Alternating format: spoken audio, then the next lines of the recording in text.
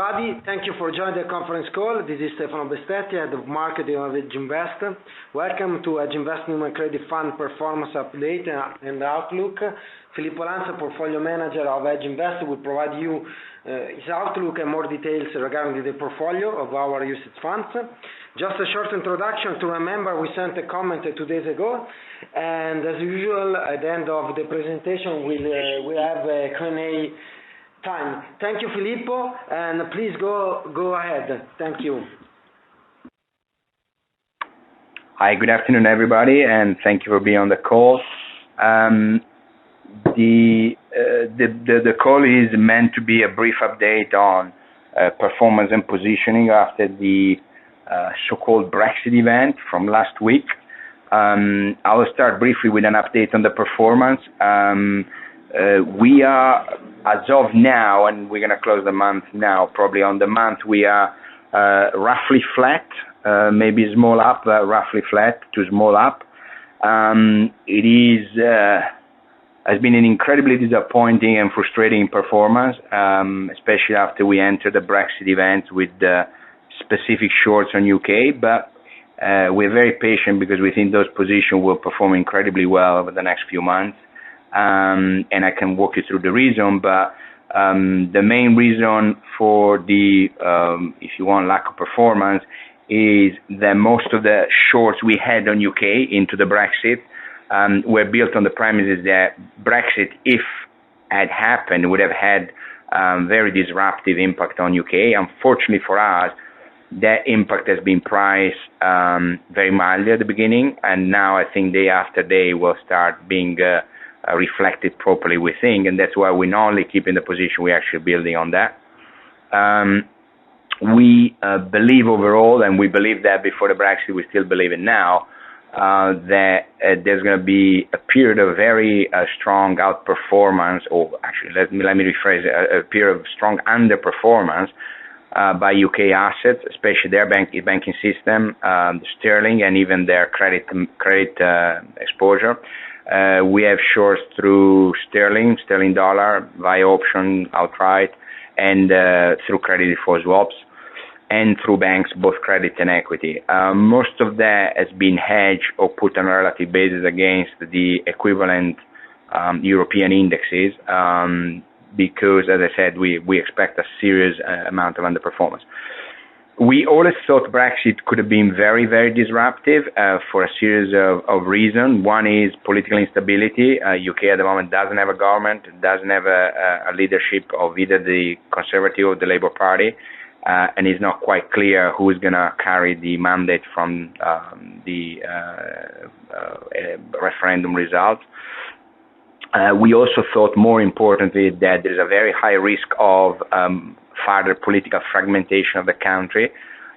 It's not only Scotland to be on the line, there is also an increasing amount of speculation about Northern Ireland and possibly some of the protectorates like Jersey.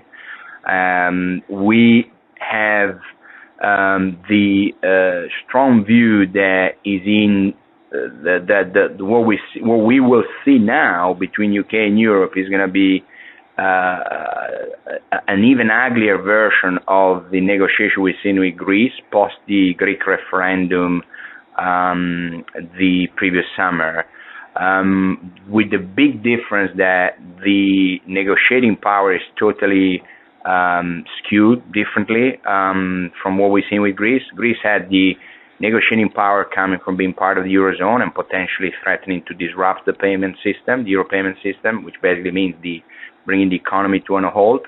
And then secondly, they had the other negotiating power coming from potentially repudiating 300 billion of euro of debt to European countries. That is not the case with UK. We think there are very strong political and economic interests now with the three major European countries, i.e. Germany, France, and Italy, to be really, really harsh when it comes down to UK invoking or not Article 50. We think politically the three countries are all going through very, very important electoral appointments.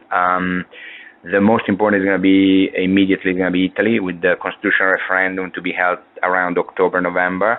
Then second is going to be the French election, first half of 2017.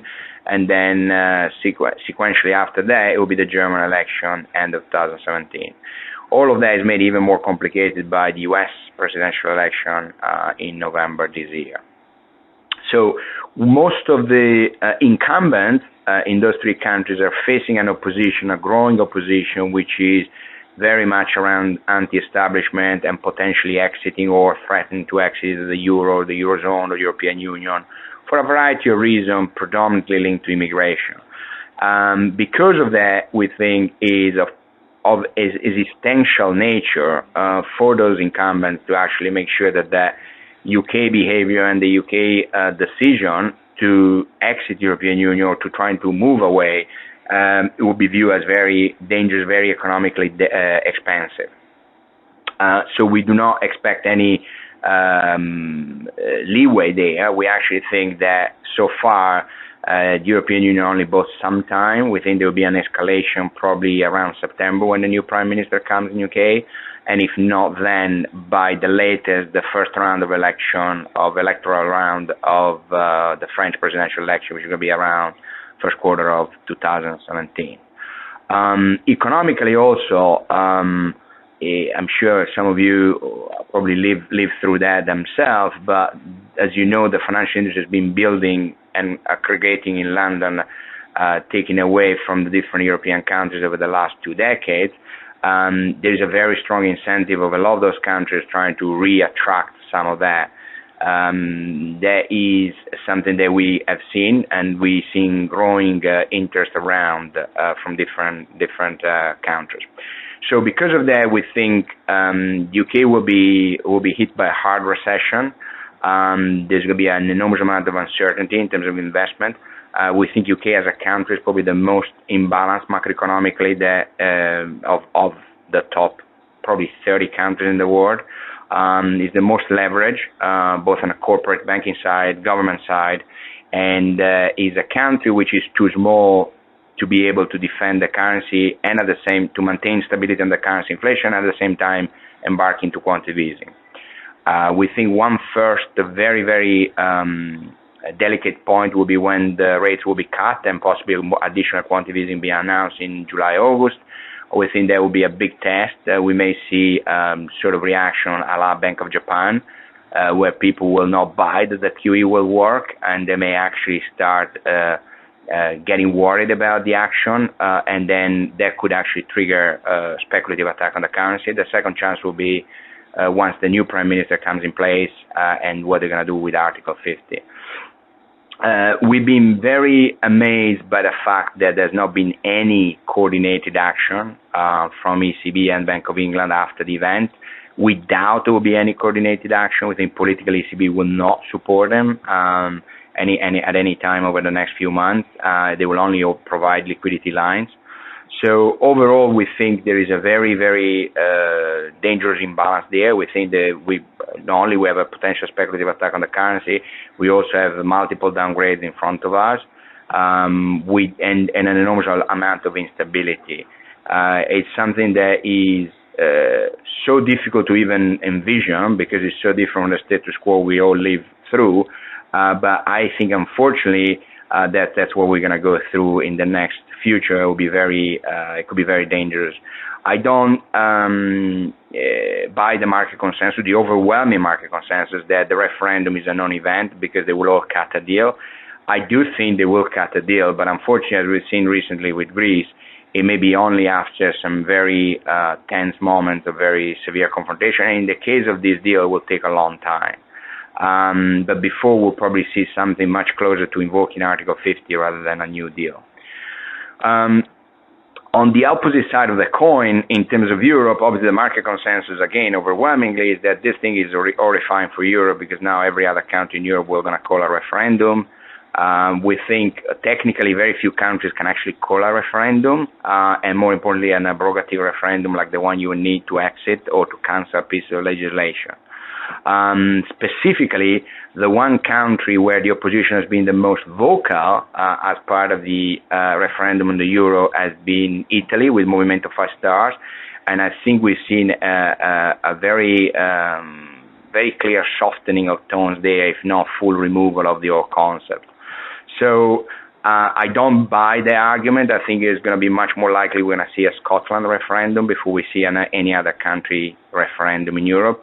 And some countries actually technically cannot do it. Because of that, actually, we think Europe is facing an exogenous shock, which would then allow them to be more vocal and more aggressive in terms of monetary and fiscal policy. I presume ECB has already been quantifying the potential impact from UK, from Brexit, at around 0.5% GDP contraction over the next 3 years. Obviously, it's decreasing inflationary expectation, obviously, and so we would expect ECB to be more active.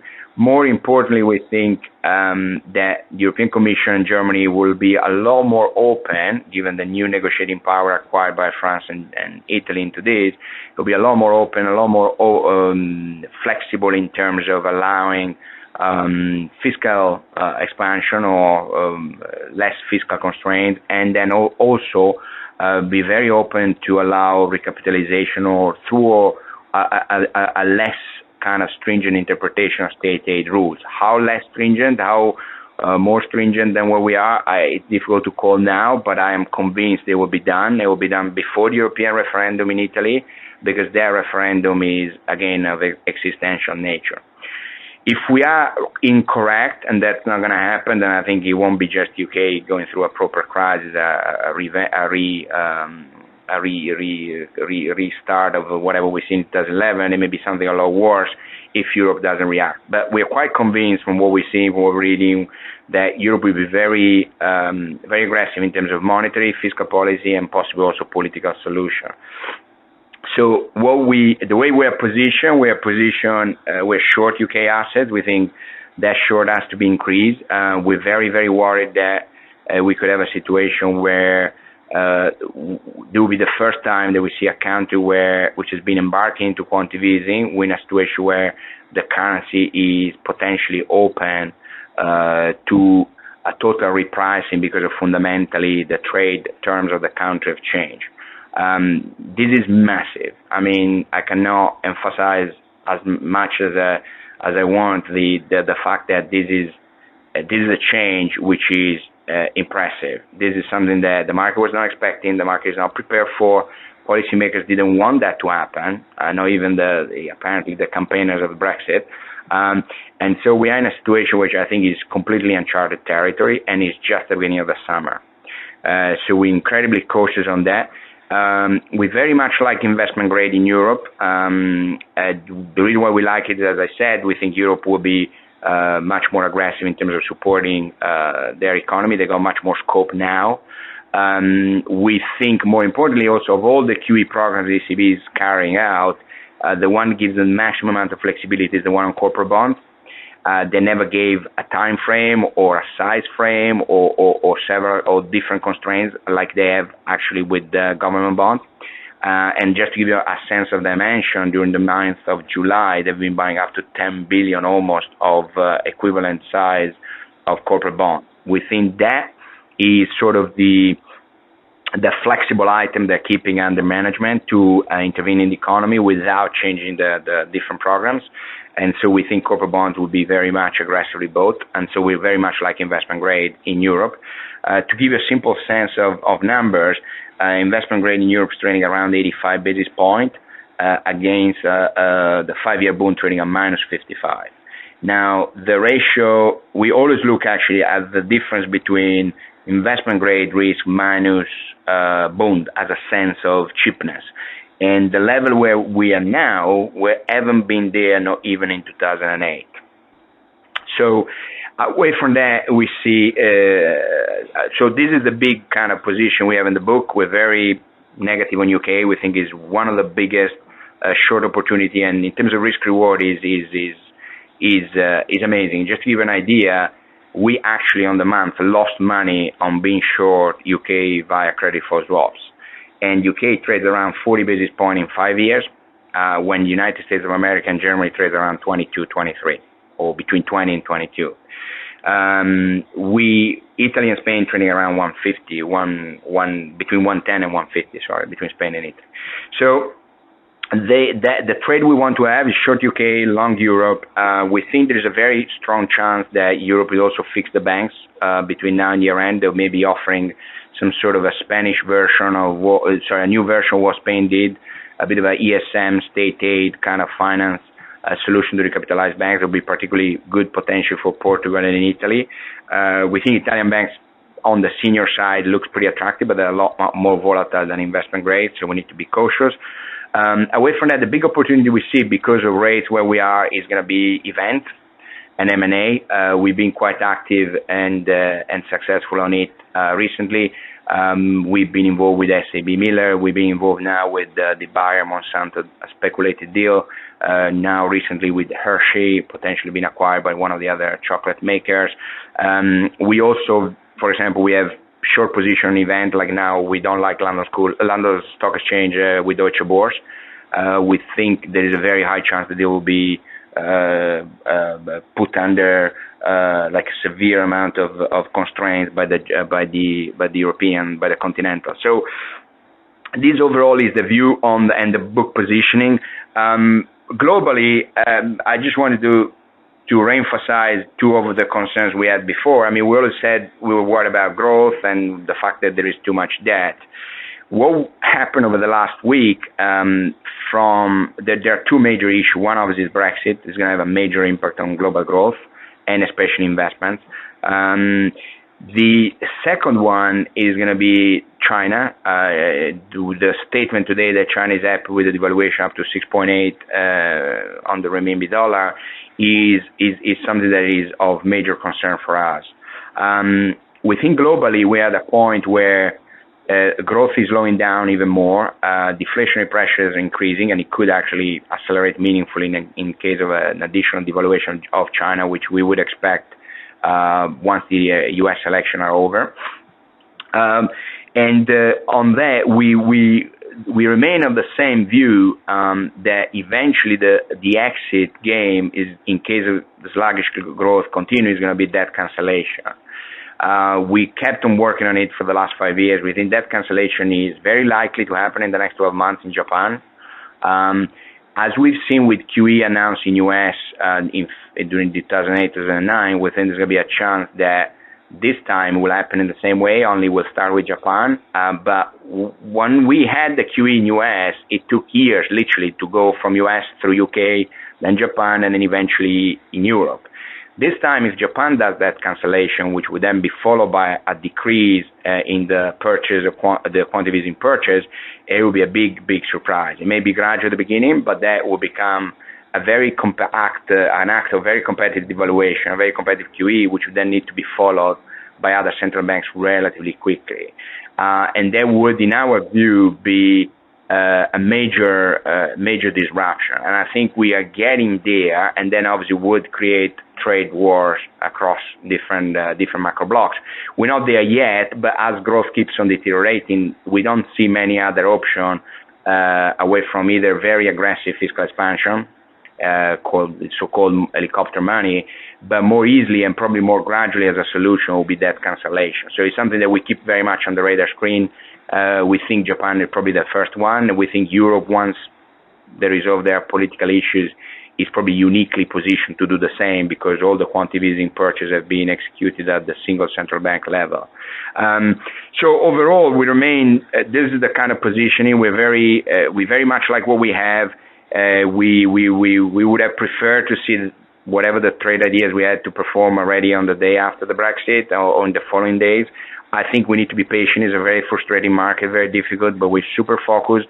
I think we have a very good understanding of what is the end game here, especially on the macro side, and we're very focused on opportunistic trading in those markets. I mean, the illiquidity and the volatility are only increasing, and the realized volatility on some of the most liquid items on a daily or weekly basis is mind-blowing.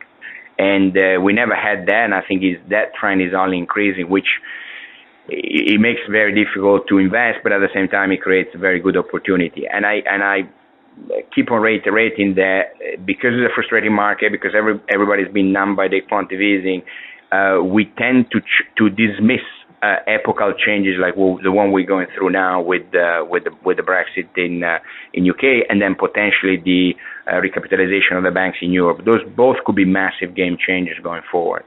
I close on that, and I would open to questions just to make sure we stay within the time frame we set. Thank you, Filippo. And now, if you have question, please. Excuse me, this is the Chorus Call conference operator. We will now begin the question and answer session. The first question is from Olga Braun-Danger of Alliance Global Investors. Please go ahead. Hi, Filippo. This is Olga here. Hi.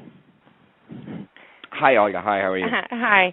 Very well. Thank you very much for explaining how you have positioned in portfolio. And you mentioned that your main topics and main themes in portfolio. But could you please elaborate how much exposure, how much risk do you have in these buckets?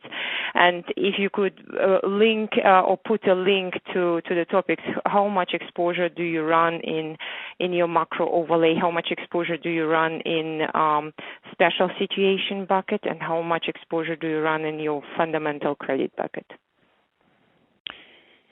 Sure. I would start from the special situation bucket, which is probably what I would call more like event-driven strategies, typically around M&A events, which we always try to articulate through a mixture of credit and equity position.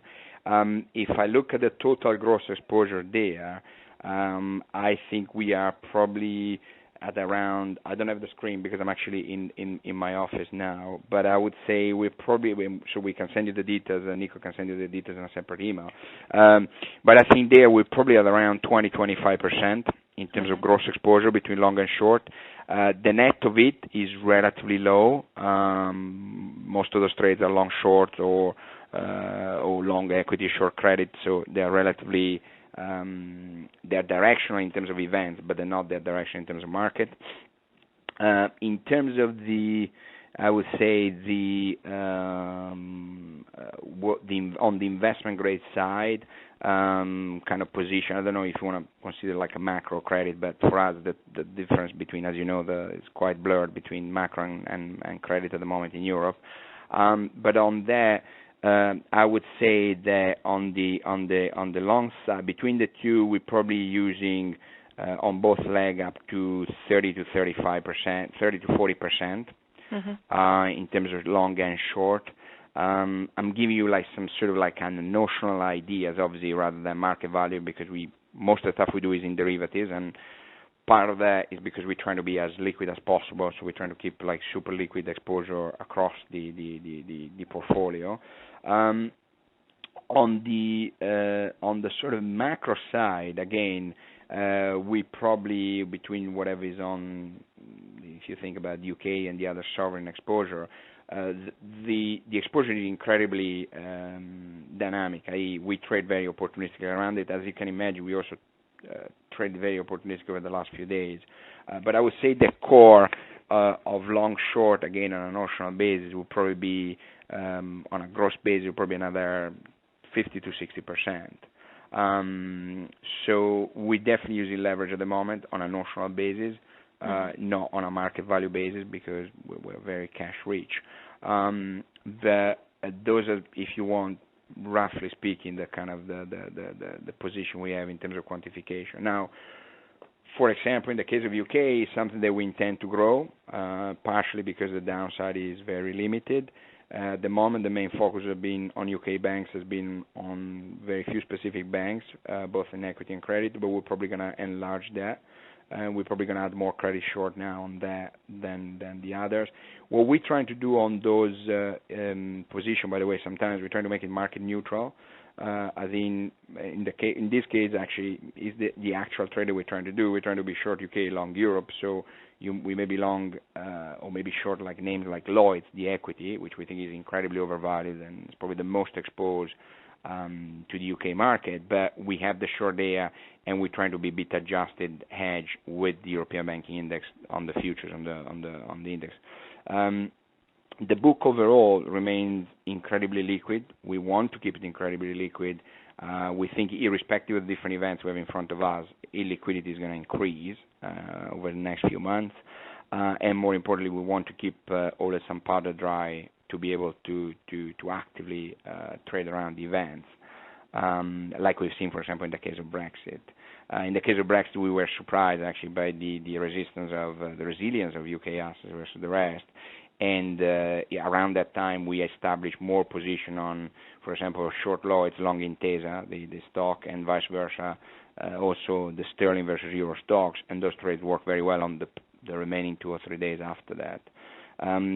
The market is very, very volatile. Just to give you a sense, the best time to put shorts on UK will actually be the 3 hours before before the result, before the referendum polls closed. So you need to be we need to spend a lot of time on fundamental research and trying to map the different macro events for the next few months. But at the same time, you need to be obsessed in terms of risk management and obsessed in terms of opportunistic trading around the different events. Yeah, sure. May I ask another question? Sure. Okay. So you mentioned roughly on the banks, on the Italian banks, it looks quite interesting now, but you are still cautious.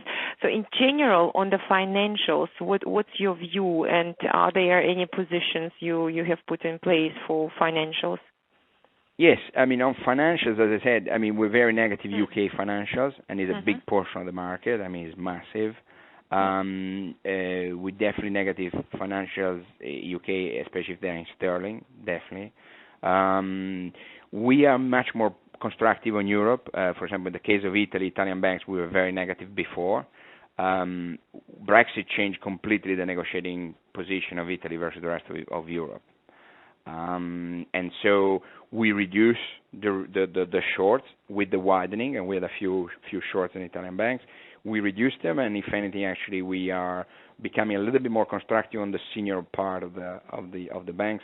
We're still very worried about subordinated paper, especially cash bonds, because A, they're not part of the QE from ECB, so they're a little bit in the middle of nowhere, and B, they're very exposed to the increase in the illiquidity that we see. So there, we're still not actively playing. But in terms of the Italian banks, we've reduced quite a bit the shorts. We think Italy will be the first one to benefit from Brexit. In the case of Portugal, we're still very worried about the Portuguese banking system, and so we still have that as a short, especially Portugal. We think Portugal will not benefit as much as Italy from Brexit. We think there's still a chance that Portugal, if they need to recapitalize the banks, will definitely have to go through the government injecting capital, and even if it's through credit line light, similar to what we've seen in Spain during the crisis, will probably trigger Portugal into a downgrade, so it will be excluded from quantitative easing program, which will be fine by the ECB because obviously the OMT was effectively approved even by the German Constitutional Court, although with many caveats. So they will always have the OMT available for Portugal in case, and because of that, we are the only banking system we keep in Europe, continental Europe, where we are still very negative is the Portuguese one, and that's why we have shorts on Portugal. Okay, great. Thank you very much. Thank you. Thank you. Okay, no questions, so we can conclude the conference call. Thank you so much, Filippo. Okay. Thank you, everybody, and if there is any additional question or issues, you can send it either to me or Nikos or Stefano, however you prefer. Okay. Thank you. Thank you very much. Have a good weekend. Thank you. Bye-bye. Bye. Thank you.